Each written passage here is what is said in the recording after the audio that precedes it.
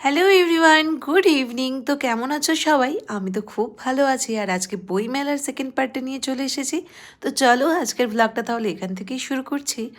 তো বইমেলায় এসেছি তো শুধুমাত্র বই নেব তা কি করে হয় বলো? কারণ আমার যেটা পছন্দের সেটা যেন ঠিক চুম্বকের মতন আমাকে তার কাছে টেনে নিয়ে চলে এসেছে।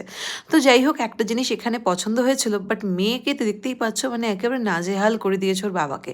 তাই ওর বাবা বলছে দরকার হলে তুমি কাল এসো, বাট আজকে চলো। কারণ মেয়ে এটা ধরছে সেটা ধরছে যে আমি দাঁড়িয়ে যে দাম দর করবো সেইটুকুনো সময় আর পেলাম না।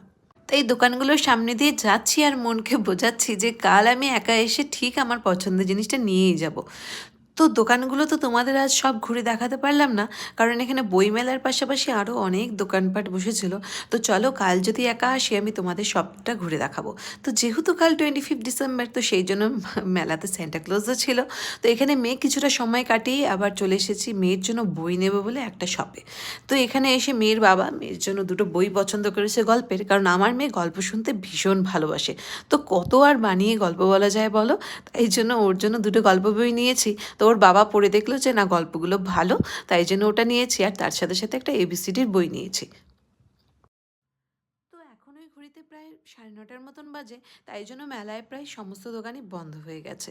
তো সেই জন্য ভেবেছিলাম মেয়ের জন্য আরও কিছু বই নেব, বাট ওই যে বললাম না, দোকানপাট বন্ধ হয়ে যাওয়াতে আর তেমন কোনো অপশনই পাইনি খুঁজে, তাই জন্য আর নিলামই না। তো ভাবলাম নেক্সট ডেতে যদি আসি তাহলে একটু তাড়াতাড়ি আসবো, তাই জন্য কী হবে, সমস্ত দোকান খোলা থাকলে না অপশানগুলো ভালো পাওয়া যায়। তাই জন্য আজকে আর মেয়ের জন্য বেশি বই নিলাম না, এই দুটো গল্প বই নিলাম। তো নেক্সট ডেতে এসে ওর জন্য আরও কিছু বই নিয়ে যাব।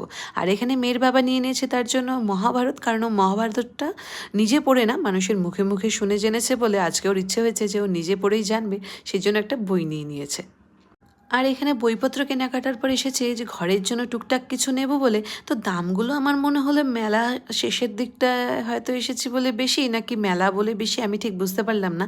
তাই জন্য তেমন কিছু আর নেওয়া হয়নি, টুকটাক কিছু নিয়েছি। আর এদিকে চলছিল বইমেলায় গানের প্রোগ্রাম, তো সেই শুনেই, মানে সেই গান শুনেই মেয়ে আবার ডান্সও করছিল।